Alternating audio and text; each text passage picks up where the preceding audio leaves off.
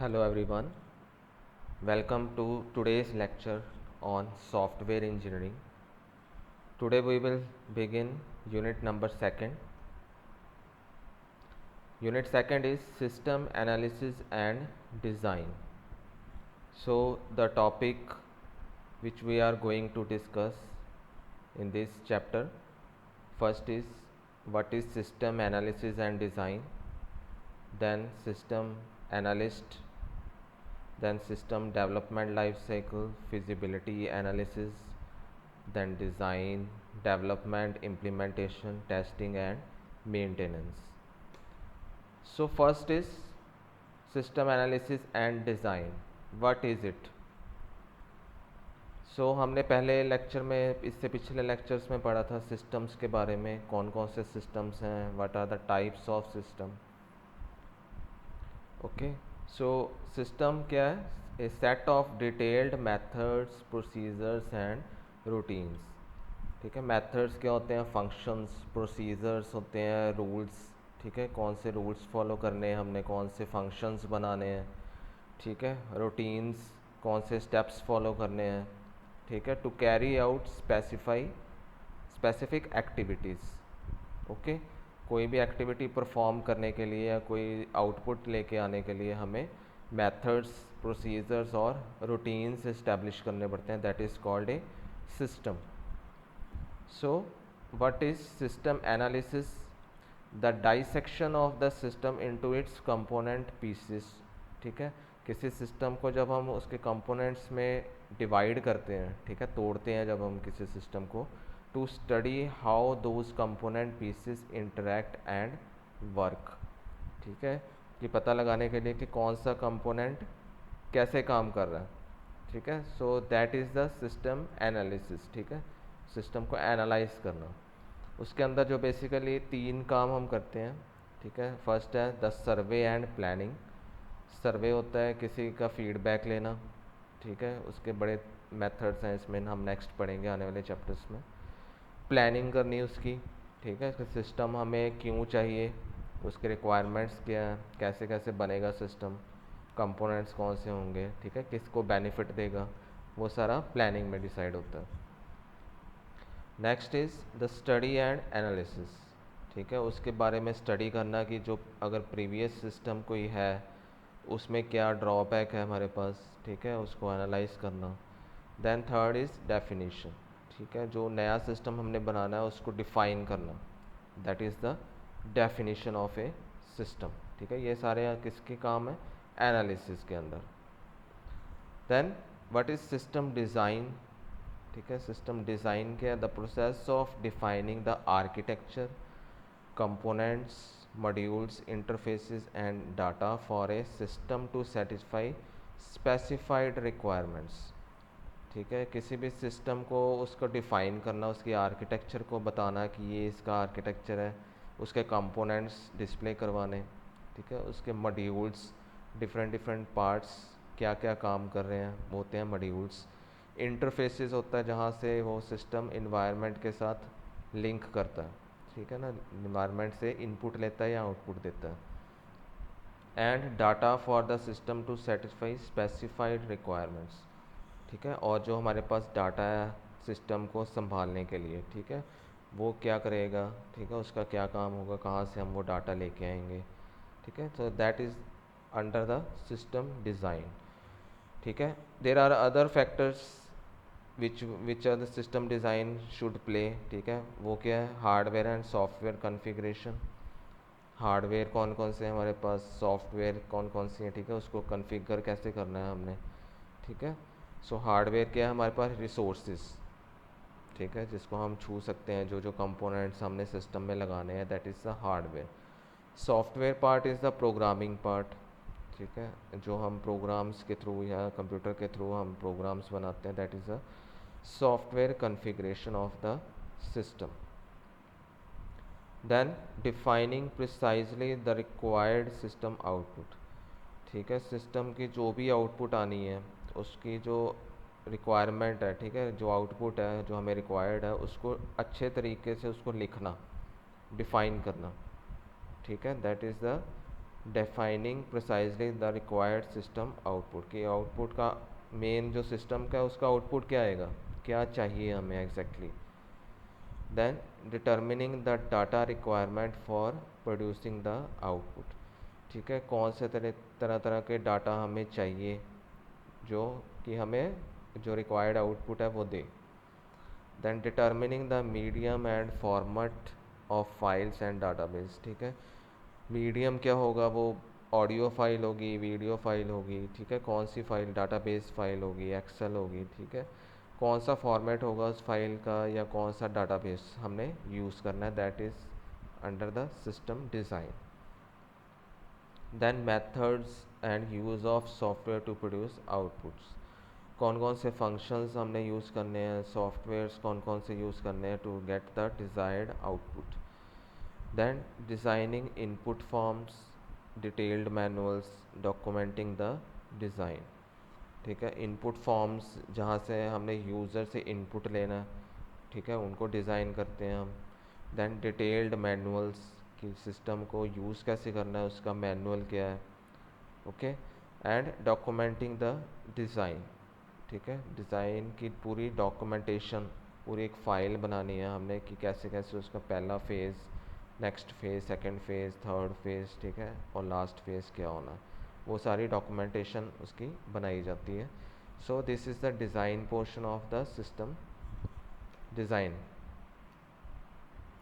Then next is need for system analysis, ठीक है, system analysis की क्या ज़रूरत है हमें।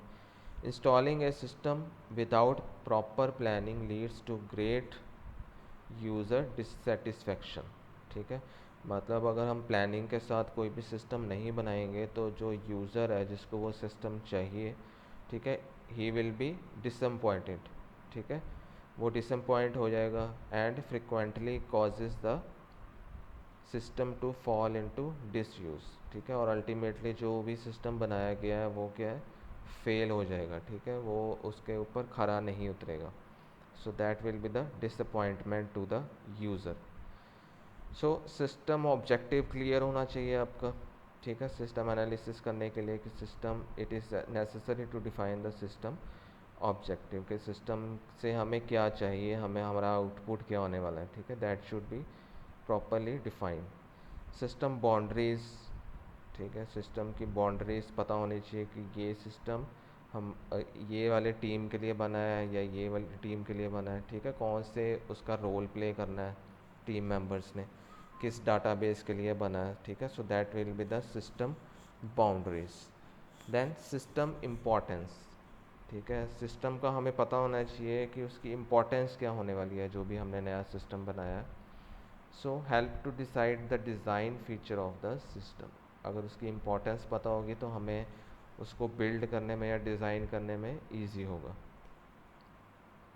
देन हमें उसकी नेचर पता होनी चाहिए सिस्टम की, whether the system is closed और ओपन, ठीक है, सिस्टम कौन से टाइप का हमने बनाना है, वेदर इट इज़ ओपन और closed. Then role of the system as an interface, system the system many a time act as an interface to the other system, ठीक है, कि उस सिस्टम का रोल क्या होगा, कि वेदर वो आउटपुट देगा या किसी और सिस्टम के साथ इंटरेक्ट करके उसके साथ इंटरफेस बनाएगा, ठीक है, इंटरफेस होता है पॉइंट ऑफ कांटेक्ट, कि जहाँ पे दो सिस्टम आपस में कांटेक्ट करेंगे, that is the interface. Then understanding the source needs, ठीक है, कौन कौन से हमें उसमें इक्विपमेंट्स, हार्डवेयर चाहिए, सॉफ्टवेयर टूल्स चाहिए, ठीक है, कौन से हार्डवेयर टूल्स चाहिए, तो दैट शुड बी क्लियर, ठीक है, before designing any system. Then assessment of feasibility should satisfy the technical, economic and operational feasibility, feasibility होता है कि कोई भी सिस्टम जो हमने बनाना है वो फिजिबल है, बन सकता है कि नहीं बन सकता, उसकी अगर कोई उसमें टेक्निकल प्रॉब्लम तो नहीं आ रही, या उसमें फाइनेंशियल प्रॉब्लम, इकोनॉमिकल प्रॉब्लम तो नहीं है, या ऑपरेशनल उसके फंक्शंस में कोई प्रॉब्लम तो नहीं आनी, ठीक है, सो ये सारा चेक करके हम उसमें सिस्टम को एनालाइज करते हैं। Then role of the system analyst, system analyst कौन है? जो एनालिसिस करता है, ठीक है। The analyst play a key role in the information system development projects. जो भी इंफॉर्मेशन सिस्टम प्रोजेक्ट्स होंगे उनमें वो की रोल प्ले करता है। Must understand how to apply technology to solve business problems.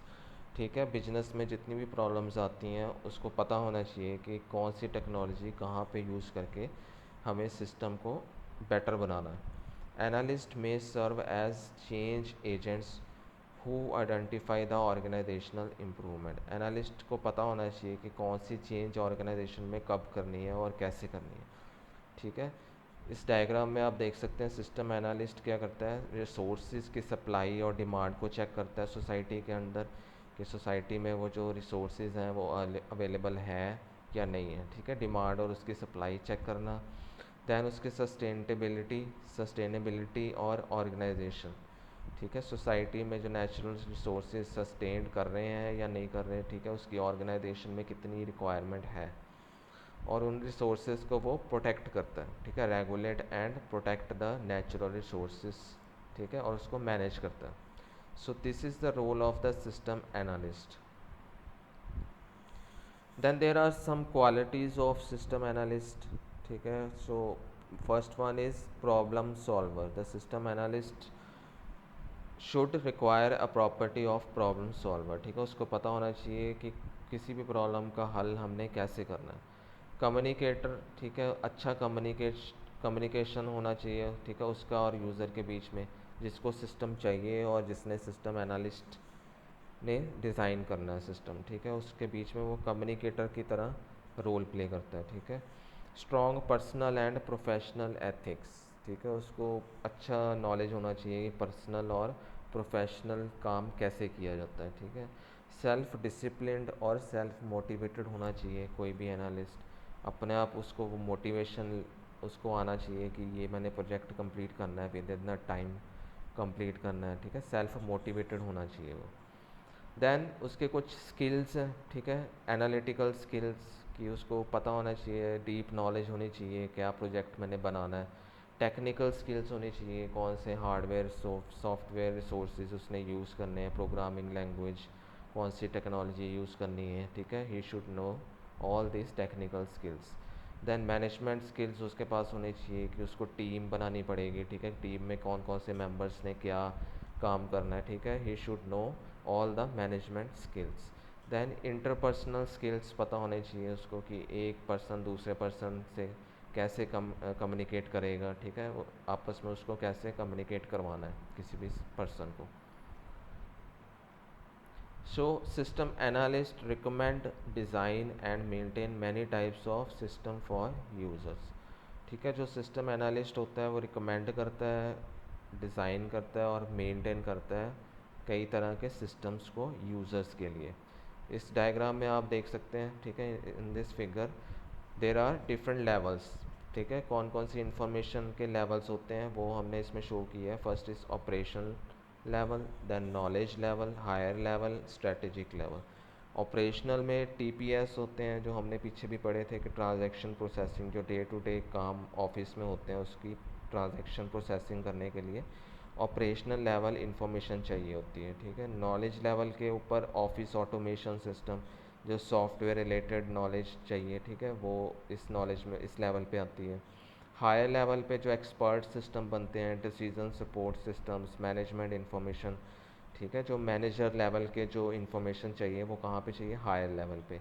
Strategic level पे जहाँ पे पॉलिसी मेकर्स हैं, जहाँ जो प्रेसिडेंट हो गए, चीफ हो गया, ठीक है, जो वहाँ वो जो काम होते हैं वो कहाँ कौन से लेवल पे होते हैं, स्ट्रेटेजिक लेवल्स पे। So a system analyst may be involve with any of all of this system at each organisation level. तो सिस्टम एनालिस्ट हर एक लेवल पे उसको काम करना आना चाहिए।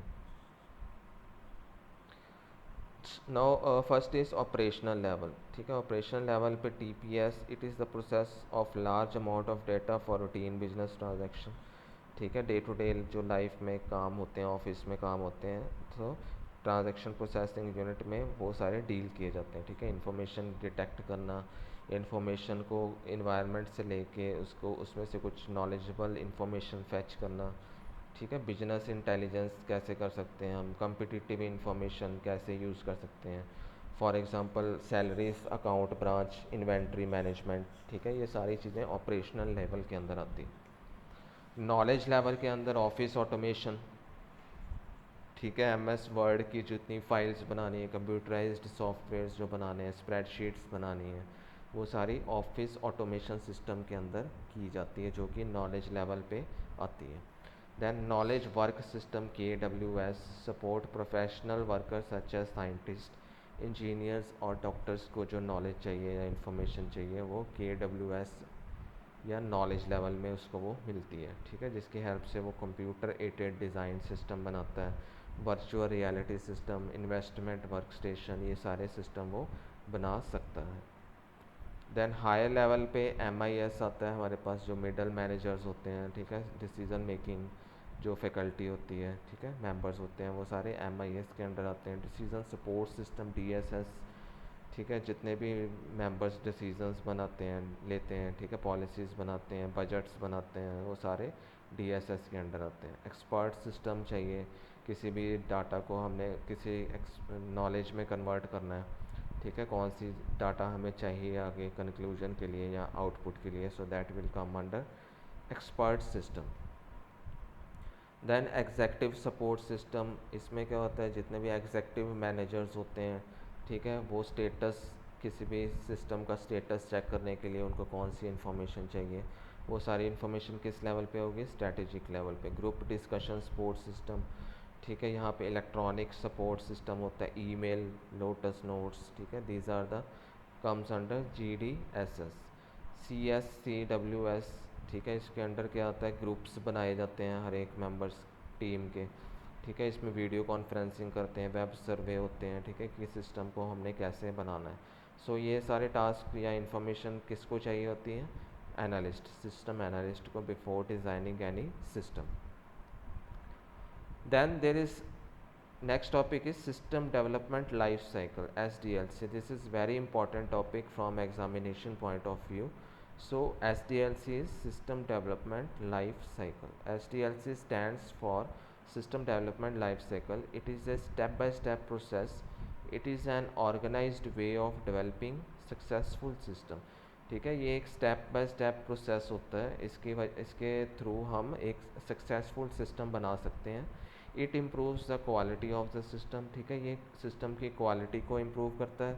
SDLC consist of different phases, ठीक है, इसमें डिफरेंट फेजेस होते हैं।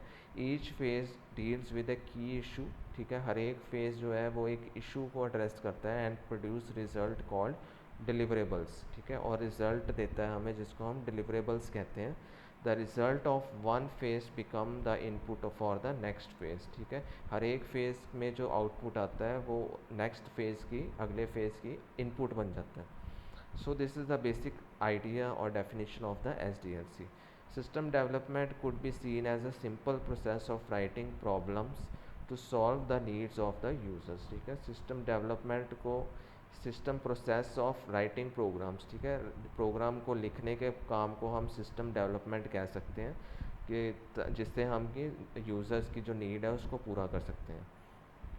Unfortunately the user knows what he wants, ठीक है, but has no technical expertise. Users को पता होता है कि मुझे कौन सा सिस्टम चाहिए और उसने क्या काम करना है, बट वो उसके पास कोई भी टेक्निकल नॉलेज नहीं होती कि उसने प्रोग्राम लिखने कैसे हैं, कौन सी प्रोग्रामिंग लैंग्वेज चाहिए, जिसकी वजह से उसको एक प्रोग्रामर रखना पड़ता है, ठीक है, प्रोग्रामर चाहिए उसको जिसको कि कंप्यूटर की नॉलेज हो। This communication gap between the customer and the service provider must be handled by intermediary the systems analyst, ठीक है, ये जो एक कम्युनिकेशन गैप रह जाता है कस्टमर और सर्विस के बीच में, ये कौन हैंडल करता है, system analyst. Broadly speaking, therefore, the system analyst translates user needs into detailed specification for implementation by the programmer, ठीक है। अब सिस्टम एनालिस्ट क्या करता है, बेसिकली वो ट्रांसलेटर की तरह काम करता है, जो कि सारी जितनी भी डिटेल्ड स्पेसिफिकेशन वो यूज़र से लेता है, वो उसको किसको कन्वे कर देता है, प्रोग्रामर को, ताकि वो एक नया प्रोजेक्ट तैयार कर सके। So this is the basic diagram or figure of the phases of the different types of SDLCs। ठीक है, तो कितने फेजेस हैं हमारे पास? 7। ठीक है, the typically SDLC has 7 steps और phases in the development and improvement of the computer system. So first phase में क्या होता है, उसका नाम क्या है? Identifying problems, opportunities and objectives. ठीक है, फर्स्ट फेज में क्या करते हैं हम? प्रॉब्लम को आइडेंटिफाई करना है। ठीक है, अपॉर्चुनिटीज़ क्या है उस नई सिस्टम की, वो चेक करनी है। उसका ऑब्जेक्टिव क्या होगा, ये सारी चीज़ें हमने फर्स्ट फेज में चेक करनी होती हैं। ठीक है, second is determining human information requirements. ठीक है, अब कौन कौन सी इंफॉर्मेशन चाहिए हमें नया सिस्टम बनाने के लिए, कहाँ से वो इंफॉर्मेशन लेनी है हमने, ह्यूमन इंटरेक्शन। ठीक है, किन किन लोगों से हमें मिलना पड़ेगा, वो सारा सेकेंड फेज़ का पार्ट है। ठीक है, फर्स्ट फेज़ को हम प्रीलिमिनरी इन्वेस्टिगेशन भी कहते हैं, सेकेंड फेज़ में हम एनालिसिस करते हैं। ठीक है ना। Third is analysing system needs. ठीक है, सिस्टम की नीड्स क्या है, सिस्टम हमने क्यों बनाना है, ठीक है, उसके रिक्वायरमेंट क्या है, वो सारा एनालाइज थर्ड फेज़ में किया जाता है। Fourth is designing the recommended system. ठीक है, फोर्थ फेज़ में हम सिस्टम को डिज़ाइन करते हैं, जो भी रिकमेंडेड सिस्टम होता है। ठीक है, जो हमें सिस्टम चाहिए।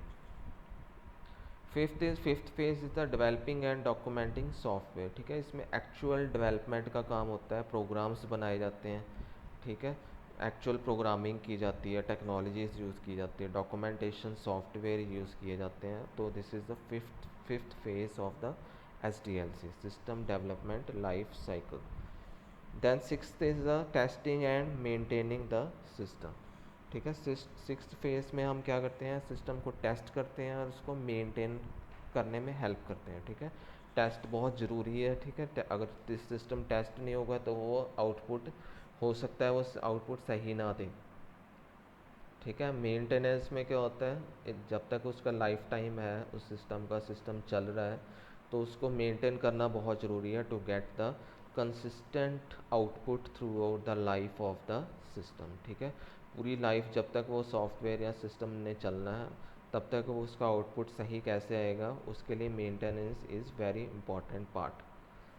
Seventh is implementing and evaluating the system. ठीक है, सेवन्थ फेज में क्या करते हैं, इम्प्लीमेंट करते हैं वो जो सिस्टम बन गया है। ठीक है, उसको वो डिप्लॉय करना, ये इम्प्लीमेंट जहाँ पे उसको चाहिए, कौन सी फैक्ट्री में चाहिए, किसी के होम में चाहिए। ठीक है, उसको और इवेलुएट करना, this is the last step of the SDLC और सिस्टम डेवलपमेंट लाइफ साइकिल। सो इन सारे हमने फेजेस को नेक्स्ट आने वाली स्लाइड्स में, आने वाले लेक्चर्स में हमने डिटेल में पढ़ना है। ठीक है, ये सारे जितने भी फेजेस हैं ये एक एक चैप्टर है। ठीक है, नेक्स्ट हमने पढ़ना है। So this is very important topic. So first phase basically होता है फिजिबिलिटी स्टडी। ठीक है, सो इसमें हमने क्या करना है, identifying problems, opportunities and objectives. ठीक है, कि प्रॉब्लम क्या हमारे पास आ रही है, अपॉर्चुनिटीज़ क्या है नए सिस्टम बनाने की, ऑब्जेक्टिव्स क्या हैं, फिजिबिलिटी स्टडी के अंदर आता है। ठीक है, इसमें जो हम एक्टिविटी परफॉर्म करते हैं वो क्या है, इंटरव्यूइंग यूज़र मैनेजमेंट। ठीक है, इंटरव्यू, लोगों का इंटरव्यू लेके हम देख सकते हैं कि उनको क्या रिक्वायरमेंट है, क्या प्रॉब्लम्स आ रही हैं उनको।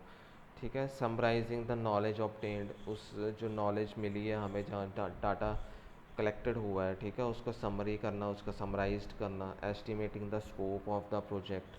ठीक है, जो नया सिस्टम हमने बनाना है उसका स्कोप क्या होना है सिस्टम का। ठीक है, डॉक्यूमेंटिंग द रिजल्ट्स जो हमारे पास आएंगे उसकी हमने एक डॉक्यूमेंटेशन तैयार करनी है।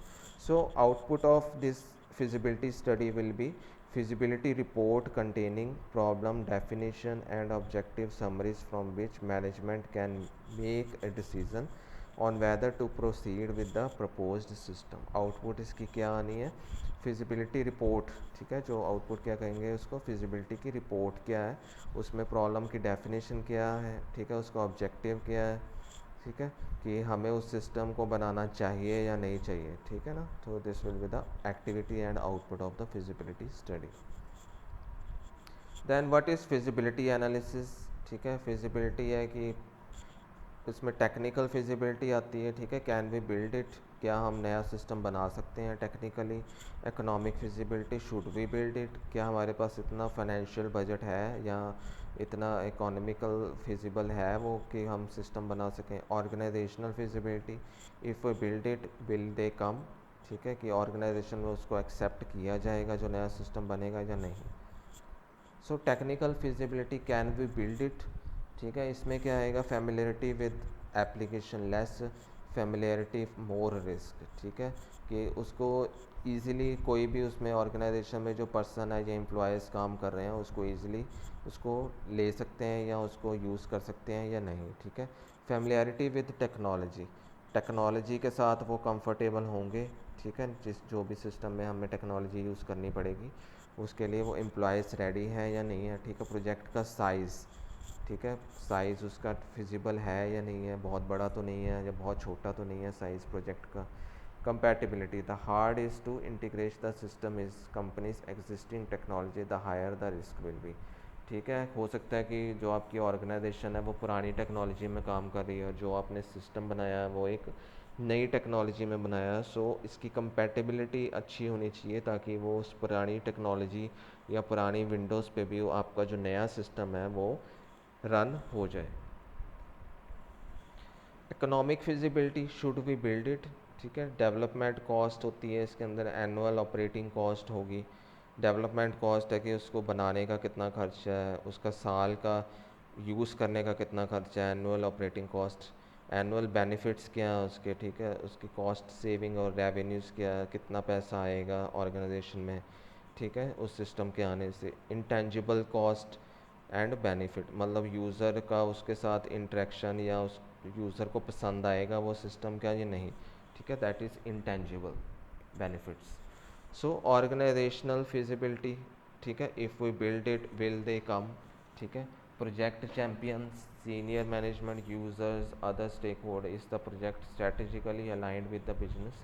इसमें क्या चेक करना है ऑर्गेनाइजेशन फिजिबिलिटी में कि वो सिस्टम को सारे एम्प्लॉयज़ या जो वर्कर्स हैं जो मैनेजर हैं उनको यूज़ करना आता होगा या वो इजीली कर पाएंगे या नहीं, ठीक है ना। स्टेक होल्डर्स जितने भी उस कंपनी में हैं, ठीक है। So that should be organisational feasible, ठीक है। डिटर्मिनिंग ह्यूमन इंफॉर्मेशन रिक्वायरमेंट्स, ठीक है। अब ह्यूमन इंफॉर्मेशन रिक्वायरमेंट्स हम कैसे चेक कर सकते हैं कौन कौन सी चाहिए हमारे, तो इंटरव्यू हम ले सकते हैं डिफरेंट पीपल्स की, इंटरव्यू से हम कोई भी इंफॉर्मेशन ले सकते हैं। Sampling and investing hard data, ठीक है, या तो उनको पैम्फलेट्स कोई दे सकते हैं कि आप फीडबैक दे दो हमें, ठीक है ना। क्वेश्चनेयर्स, क्वेश्चंस पूछ सकते हैं हम, ठीक है। ये नेक्स्ट हम पढ़ेंगे डिटेल में सारे topic. Observe the decision makers behaviour and environment, ठीक है, डिसीजन मेकर्स का बिहेवियर क्या है, उसका इन्वायरमेंट क्या है, ठीक है। प्रोटोटाइपिंग होता है, कौन कौन से स्टेप्स फॉलो करने हैं, रूल्स फॉलो करने हैं किसी भी सिस्टम को बनाने में, इंफॉर्मेशन गैदर करने के लिए। So learn the who, what, where, when, how and why of the current system, ठीक है। ये सारे क्वेश्चंस हमें पता होना चाहिए कि किसने सिस्टम बनाना है, किसके लिए बनाना है, क्यों बनाना है, कहाँ बनाना है, कब बनाना है, ठीक है। सो करंट सिस्टम से उसका बेनिफिट क्या होगा, ये सारी चीज़ें पता होनी चाहिए सिस्टम एनालिस्ट को। आउटपुट के analyst understand how user accomplished their work when interacting with the computer, ठीक है। एनालिस्ट को ये सारी चीज़ें पता होनी चाहिए कि कंप्यूटर के साथ कैसे इंटरेक्ट करना है, कौन सा डाटा कब चाहिए, ठीक है, बिजनेस में कौन सी चीज़ें बेनिफिट देंगी। So all the analyst should know the information. Analysing system needs, ठीक है, सिस्टम की नीड्स क्या है, क्रिएट डाटा फ्लो डायग्राम्स, ठीक है, कैसे कैसे हम नीड्स पता कर सकते हैं सिस्टम की, कि उसके डाटा फ्लो डायग्राम्स चेक करना है, उसकी डाटा डिक्शनरीज, ये हम नेक्स्ट पढ़ेंगे डिटेल में सारे topics, so don't worry. Analyse the structured decision made, ठीक है, जितने भी डिसीजन मेकिंग स्ट्रक्चर्ड हैं वो तैयार एनालाइज करने। Prepare and present the system proposal, system का प्रपोजल कैसे होगा, ठीक है, कौन कौन से सिस्टम डिज़ाइन करने हैं, उसको कैसे रिप्रेजेंट करना है। सो आउटपुट इसका क्या आएगा, recommendation on what if anything should be done, ठीक है। इसको फाइनल आउटपुट क्या आएगा इस फेज़ का, कि रिकमेंडेशन वो देगा कि हमारा आउटपुट कैसा आना चाहिए, अगर कोई आउटपुट आएगा या नहीं। डिज़ाइनिंग द रिकमेंडेड सिस्टम, ठीक है। डिज़ाइनिंग में हम क्या देखते हैं, एक्टिविटी क्या क्या करेंगे। Design procedures for the data entry, ठीक है। डाटा जो हमें चाहिए उसके प्रोसीजर्स बनाना, उसके प्रोग्राम्स लिखना, ठीक है, डिज़ाइन करना। Design the human computer interface, ठीक है, ह्यूमन कंप्यूटर इंटरेक्शन को कैसे डिज़ाइन करना है हमने। डिज़ाइन सिस्टम कंट्रोल्स, ठीक है, जितने भी सिस्टम में उसके कंट्रोल्स होंगे जिससे वो कंट्रोल किया जा सकता है वो उसको डिज़ाइन करना। फाइल्स और डाटाबेस को डिज़ाइन करना, ठीक है। बैकअप, उसके डाटाबेस या बैकअप प्रोसीजर कौन से होंगे उसके। सो आउटपुट क्या होगा, हमारे पास एक्चुअल एक मॉडल क्रिएट हो जाएगा एक सिस्टम का। डेवलपिंग एंड डॉक्यूमेंटिंग सॉफ्टवेयर, ठीक है। इसकी एक्टिविटी में क्या आएगा, system analyst work with programmers to develop any original software, ठीक है। अब डेवलपमेंट में एक्चुअल प्रोग्रामिंग वो करेगा प्रोग्रामर की हेल्प से, ठीक है। सिस्टम एनालिस्ट से जो उसने डाटा लिया है वो अब प्रोग्रामर उसको इम्प्लीमेंट करेगा। Work with users to develop effective documentation, ठीक है। यूज़र्स ने नया सॉफ्टवेयर जो है कैसे कैसे यूज़ करना है उसकी वो मैनुअल में या डॉक्यूमेंटेशन बनाने में हेल्प करेगा। Programmer design code and removal synthetical errors from computer program, जितने भी एरर आ रहे हैं प्रोग्राम्स में, ठीक है, या हमारे सिस्टम में, वो साथ साथ उसको रिमूव करना, ठीक है। That comes under the documentation phase. Document software with help files procedure manuals and websites, ठीक है। उसके डॉक्यूमेंट सॉफ्टवेयर तैयार करना, फाइल्स तैयार करना, मैनुअल्स तैयार करना, वेबसाइट्स तैयार करना उसके रिलेटेड, ठीक है। सो आउटपुट क्या होगी उसके, कंप्यूटर के प्रोग्राम्स सिस्टम का documentation. So next phase is testing and maintaining the system, ठीक है। इसके अंदर सिस्टम को टेस्ट किया जाता है, टेस्ट द इंफॉर्मेशन सिस्टम, उसकी मेंटेनेंस देखी जाती है कि कितने साल उसने चलना है, ठीक है। मेंटेनेंस डॉक्यूमेंटेशन तैयार की जाती है। So the output is the problems if any updated programs documentation, ठीक है। अगर वहाँ पे प्रॉब्लम आती है कोई तो उसको अपडेट किया जाता है और उसकी डॉक्यूमेंटेशन तैयार की जाती है, ठीक है। Next, implementing and evaluating the system, ठीक है। सिस्टम को इम्प्लीमेंट किया जाता है जहाँ पे उसको चाहिए, ठीक है। सिस्टम को इम्प्लीमेंट कहाँ पे किया जाता है, जहाँ पे उसकी रिक्वायरमेंट है, ठीक है। For example train users, analyst plan smooth conversion from old system to new system, ठीक है। पुराने सिस्टम को कैसे उसने निकालना है और नए सिस्टम को उसकी जगह पे प्लेस कर देना है। रिव्यू एंड इवेलुएट सिस्टम, कि जो उसका आउटपुट आ रहा है उसको देखना, चेक करना, इवेलुएट करना कि आउटपुट ठीक आ रही है कि नहीं, ठीक है। So output is trained personnel installed system. Impact of maintenance, maintenance is performed for two reasons, ठीक है। मेंटेनेंस की क्यों की जाती है, रिमूविंग सॉफ्टवेयर एरर्स, एरर्स को रिमूव करता है, ठीक है। मेंटेनेंस इन्हेंसिंग एग्जिस्टिंग सॉफ्टवेयर या सिस्टम को अपडेट करने के काम आता है maintenance phase. Then resource consumption over the system, ठीक है। इस डायग्राम या फिगर की हेल्प से आप देख सकते हैं कि जब तक कि वो सिस्टम इंस्टॉल नहीं हो जाता, दिस इज़ द टाइम, ठीक है। नीचे वाली जो लाइन है वो टाइम बता रही है, ऊपर क्या है, कितने रिसोर्सेज यूज़ हो रहे हैं या कितना पैसा लग रहा है, कितना टाइम या मनी स्पेंड हो रहा है, ठीक है ना। सो जब तक कि इंस्टॉलेशन डे नहीं आ जाता तब तक रिसोर्सेज क्या है, बढ़ते जा रहे हैं, ठीक है। रिसोर्स ज़्यादा से ज़्यादा यूज़ हो रहे हैं, मनी ज़्यादा से ज़्यादा लग रही है, ठीक है। उसके बाद जब पोस्ट इंस्टॉलेशन बग्स अगर कोई एरर आता है तो रिसोर्सेज कम लगते हैं, ठीक है। सो उसके बाद मेंटेनेंस जब तक हो रही है तब तक वो माइनर चेंजेस अगर चाहिए तो उसमें रिसोर्स बहुत कम है, ठीक है। और लास्ट में अगर कोई भी फ्यूचर में उसका जो टेक्नोलॉजी फिर चेंज करनी पड़ेगी उसके बाद फिर वो बहुत ज़्यादा रिसोर्सेज उसको चाहिए। सो this is the resource consumption over the system life, कि सिस्टम की लाइफ टाइम में कैसे कैसे रिसोर्सेज पहले कम चाहिए फिर ज़्यादा चाहिए, ठीक है, फिर कम फिर ज़्यादा, ठीक है। सो इस वजह से रिसोर्सेज सिस्टम में यूज़ होते हैं, ठीक है। So this was today's lecture, thank you so much.